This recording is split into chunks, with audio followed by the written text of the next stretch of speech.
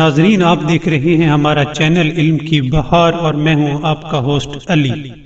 ناظرین، ایک دفعہ کا ذکر ہے کہ ایک شخص امام علی علیہ السلام کی خدمت میں حاضر ہوا اور بخار اور سر میں درد کی شکایت کی۔ تب امام علی علیہ السلام نے فرمایا کہ تم روغن بنفشہ کے چند قطرے اپنی ناک میں ٹپکا لو، اس سے بخار اور تمہارے سر کا درد جاتا رہے گا۔ اور جس شخص کے سر اور آنکھوں میں درد ہو اسے بھی چاہیے کہ ناک میں روغن بنفشہ کے چند قطرے ڈال دے، اس سے سر اور آنکھوں کا درد ختم ہو جاتا ہے۔ ناظرین، ایک دفعہ کا ذکر ہے کہ ایک شخص گھوڑے سے گرا اور زخمی ہو گیا، وہ بہت زیادہ تکلیف میں تھا۔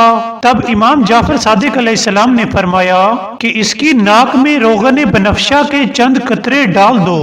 تب لوگوں نے ایسا ہی کیا اور اس عمل سے اس کے زخموں کا درد ختم ہو گیا۔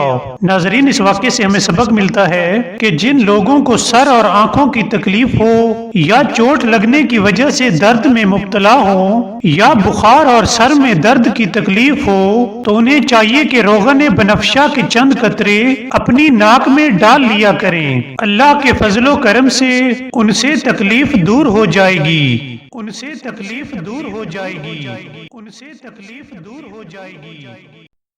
ناظرین، اگر آپ کو ہماری ویڈیو پسند آئی ہو تو سبسکرائب کرنا مت بھولیے گا۔ Thank you.